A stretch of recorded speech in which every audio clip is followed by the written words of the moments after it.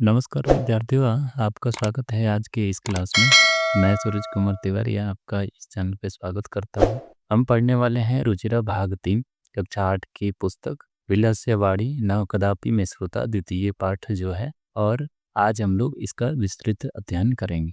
तो आइए शुरू करते हैं आज का यह वीडियो। अगर आप चैनल पे नए हैं तो चैनल को सब्सक्राइब कर लीजिए और हमारे चैनल पे बने रहिए आगे के वीडियोज़ के लिए। कस्मिंश्चित् वने खर नखरः नाम सिंह प्रतिवसति स्म। कस्मिंश्चित् अर्थात किसी वने अर्थात वन में खर नखर नाम सिंह प्रतिवसति स्म। सिंह अर्थात शेर, प्रतिवसति अर्थात निवास, स्म अर्थात करता था, सह कदाचित वह कभी, इतस्ततः परिभ्रमण, इतस्ततः अर्थात इधर उधर, परिभ्रमण अर्थात घूमते हुए, क्षुधार्तः अर्थात भूख से व्याकुल, न किंचित अपि कुछ भी, आहारम अर्थात भोजन, प्राप्तवान अर्थात प्राप्त हुआ, वह कभी इधर उधर घूमते हुए, भूख से व्याकुल, इधर उधर घूमते हुए भी कुछ भी उसे आहार प्राप्त नहीं हुआ। ततः अर्थात उसके बाद, सूर्यास्त समय एकाम हतीम गुहा, तथा अर्थात उसके बाद, सूर्यास्त समय अर्थात सूर्यास्त के समय में, एकाम हतीम एक बड़ी, गुहाम अर्थात गुफा में, दृष्टवा अर्थात देखकर, सह चिंतयत वह सोचा, नूनम निश्चय ही, नूनम अर्थात निश्चय ही, एतस्याम अर्थात इस, गुहायाम अर्थात गुफा में, रात्र अर्थात रात्रि में, कोपि अर्थात कोई भी, जीव आगच्छति, जीव अर्थात जीव, आगच्छति अर्थात आता है। तो एक गुफा को देखकर और उसने सोचा कि निश्चित ही इस गुफा में रात्रि में कोई भी जीव आता है। अतः इसलिए अत्रैव अर्थात यही, निगूढ़ो भूत्वा अर्थात छिपकर और चुप होकर, तिष्ठामि इति अतः इसलिए यहीं पर मैं चुपचाप होकर और छिपकर, तिष्ठामि अर्थात रहता हूँ। एतस्मिन् अंतरे गुहायाः स्वामी, इसी बीच में गुहायाः स्वामी अर्थात गुफा का स्वामी, दधिपुच्छः नामकः, दधिपुच्छ नाम का, श्रृंगालः समागच्छत, श्रृंगाला अर्थात सियार या गीतड़, समागच्छत अर्थात आए, सच यावत पश्यति वह जहाँ तक देखता है, तावत सिंह पद पदति तहाँ तक, सिंह अर्थात सिंह, पद अर्थात पैर, पद्धति अर्थात चिन्ह, जहाँ तक देखता है वहां तक सिंह के पैर का चिन्ह, गुहायाम प्रविष्टा दृश्यते गुफा में प्रवेश होते हुए दिख रहा है, न च बहिरागता और गुफा से बाहर आते हुए नहीं दिख रहा है। श्रृंगालः अचिंत्य, श्रृंगाल सोचा,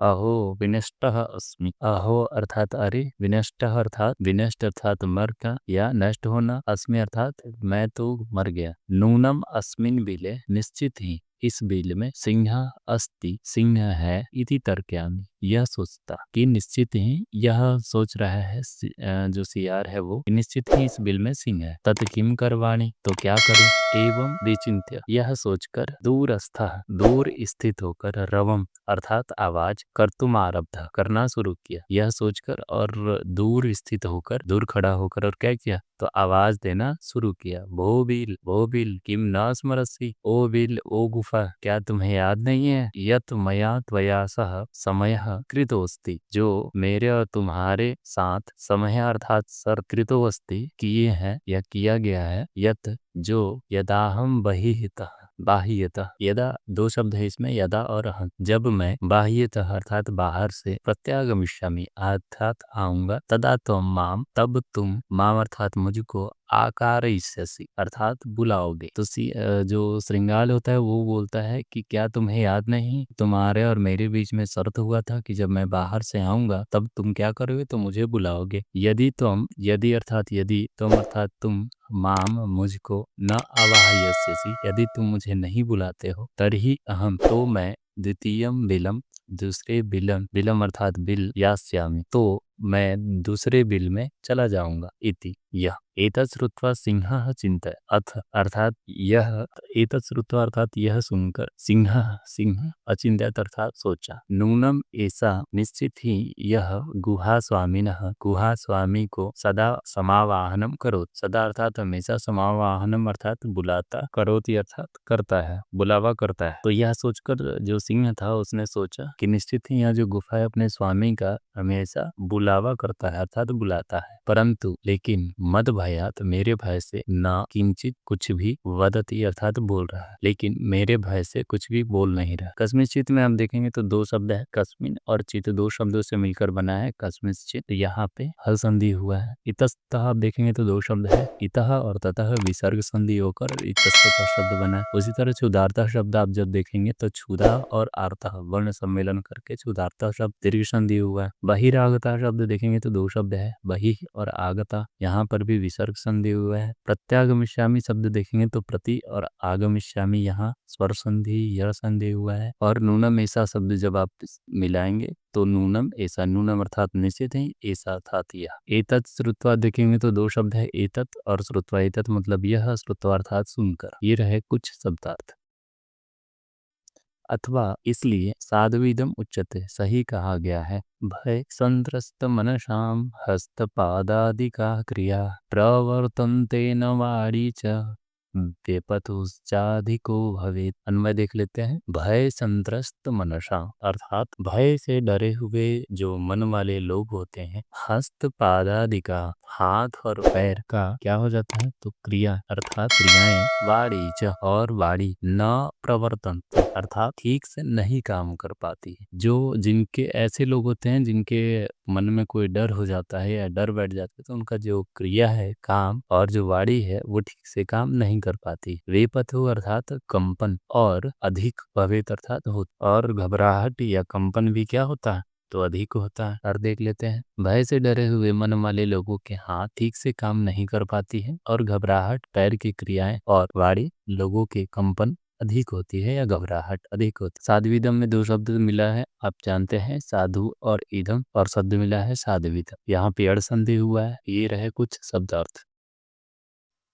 तद अहम, तब मैं आवाहनम करूँ, इसको अस्य अर्थात इसका, आवाहनम करूँ अर्थात आवाहन करता हूँ अर्थात पुकारता हूँ। एवं अहम सह, एवं अर्थात इस प्रकार, अहम सह मैं, सह अर्थात वह, बिले बिल में, प्रविष्य अर्थात प्रवेश कर, मैं अर्थात मेरा, भोज्यम अर्थात खाने योग्य या खाना, भविष्यति अर्थात होगा। इस प्रकार वह बिल में प्रवेश करे और मेरा भोजन बनेगा यह होगा। इथम विचार्य, ऐसा सोचकर, सिंह अर्थात सिंह, सहसा अर्थात अचानक, श्रृंगालस्य श्रृंगाल का, आवाहनम करो अर्थात पुकारा या बुलाया। सिंह सिंह का उच्च गर्जन प्रतिध्वनि न, सिंह के उच्च गर्जन अर्थात तेज गर्जन अर्थात जो सिंह का गर्जन होता है, प्रतिध्वनि न अर्थात गूंजों के द्वारा, सा वह, गुहा गुफा, उच्चैः श्रृंगालम अवाहयत, वह जो गुफा है, जैसे ही सिंह ने बुलाया उसे, वैसे ही जो गुफा है उसमें से तेज श्रृंगाल को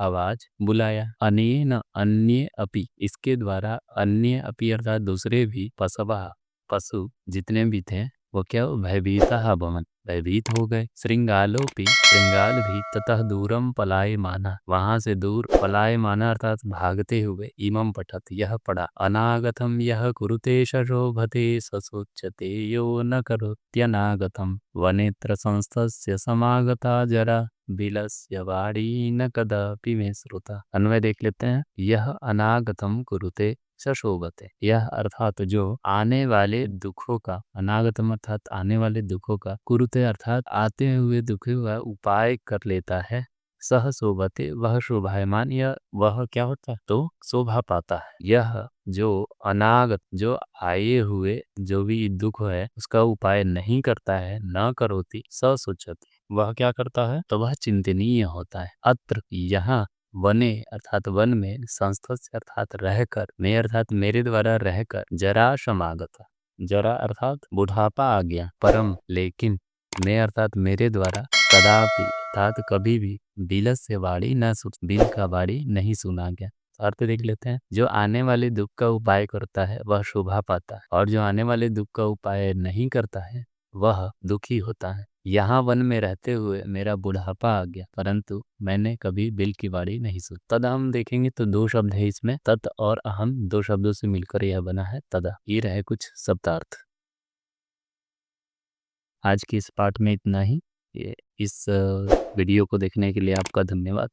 अगर आप चैनल पे नए हैं तो जुड़िए और सब्सक्राइब जरूर कीजिए।